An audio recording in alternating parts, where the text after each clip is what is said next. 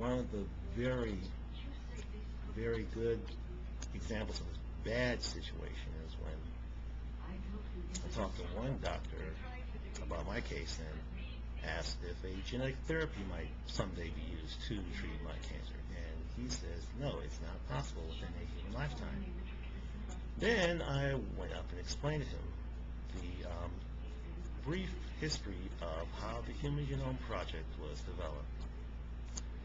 I said that the first 5 years of that 10-year program only mapped 1% of the human genome. But the last 5 years mapped 99% of the human genome. I mean, with that exponential increase in progress in that area, with that progress there, it would stand to reason that genetic engineering would advance in a similar fashion. Start out slow, methodical, then exponentially improve. But this so-called doctor said there's no way to reliably control genes, or let me restate that. He said it is impossible, or it is very unlikely. I don't know what did he say. Basically, he said there's no known way to reliably control genes within the foreseeable future. He even dared to say something that sounded extremely nonsensical, such as, it'll probably be 1,000 years before people are able to reliably control genes, which contradicts the many articles I read about genetics over the decades. Yeah. So this guy's not a genetic expert, but he's so certain that it'll be 1,000 years before genetics can be reliably controlled. He should talk to Ray Kurzweil and Michio Kaku about that. And another problem I have with these so-called healthcare professionals was when some intern came by to talk about my case. Again! In fact, these folks are always telling me the same thing over and over again. But anyway, she talks about my case, and I'm saying things like, I wish I had been born 50 years later, or maybe they'll improve the technology someday. And her attitude is, there's no way that cancer treatment will be improved in any noticeable amount for decades, or some such shit. Anyway, that particular case situation was a sign that I was not being listened to.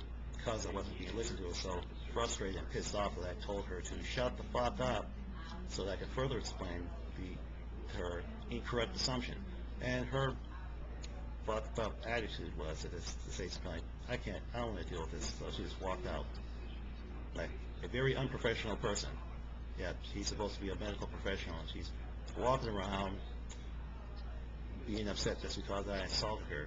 So yeah, if it was up to me, if I had a choice between having colon cancer and somebody telling me to shut the fuck up, I would love for somebody to tell me to shut the fuck up. But nope. That's how it works. So she thinks she's supposed to be all special and not be insulted ever. Oh yeah, you can't insult me. You're on the verge of death. I don't care. Blah, blah, blah. Yeah, people suck. But anyway, I believe this problem stems from the problem of specialists. It seems to me that specialists believe that the only thing that exists in the universe is their specialty. Everything else is imaginary. It doesn't exist. It's fake. But from what I can tell, they're wrong about that. And now I'm going to focus on the issue of problem solving, which seems to be something that people want to reject significantly in the so-called society.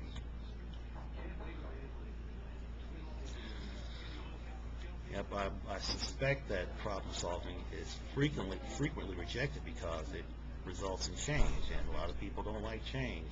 Yeah, even I don't like change, depending on what the change is, but yeah, whatever. But change is an unavoidable consequence of existence, so if you don't want change, you're going to have to cease to exist. And with the issue of problem solving, I'm still preoccupied with possible cures, possible treatments for my particular ailment and other ailments for that matter. for a while, I had been fearing that maybe a breakthrough cure could happen, maybe not a cure, a breakthrough treatment for my ailment could happen right after I get the surgery. And I'd be all pissed off saying, I should have got that better treatment. But that's extremely unlikely. And even if a breakthrough treatment did happen, even if it was, let's say it was FDA approved Monday, I would still take the surgery because it would take time to distribute that breakthrough treatment, and I don't have time to wait for that. So yeah, I have to deal with the crap and the scrap of today's so-called medicine, which I often say is stuck in the Stone Age. But if I had my way, the breakthrough medical treatment that I would deal with would be regenerative medicine. If that were the case, I wouldn't be fearing this situation, being horrified, possibly dying on the operating table, or being scarred and mutilated for life and all this other mess.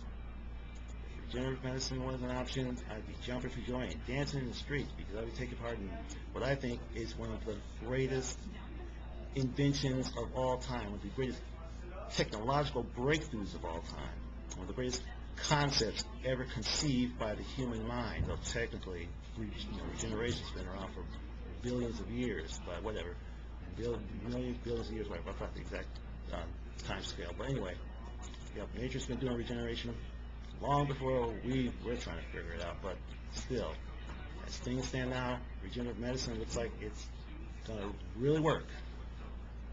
I mean, they've been doing research on this for decades. You should have read that article in Scientific American in 1999. They had awesome, detailed research and whatever you call it about how regenerative medicine will work. And if regenerative medicine could be used in my case, I imagine it would go something like this. First, they take some tissue samples from the non-diseased portion of my colon, basically grow it in a lab, recreate that section in a lab, grown in a lab with my own tissues with no possibility of rejection. Then when the surgery happens, they remove the disease part, replace that with the new regenerative part, and I'm back in business. That's how it's supposed to work. That's real medicine, not this savage butchery and mutilation that passes for medicine these days, but real medicine. Yes, regenerative medicine. It's the best thing since laser beam sliced bread. Whoa, your love is like regenerative medicine. Regenerative medicine is what I need. Whoa, shake it up just like regenerative medicine. Regenerative medicine can cure my disease.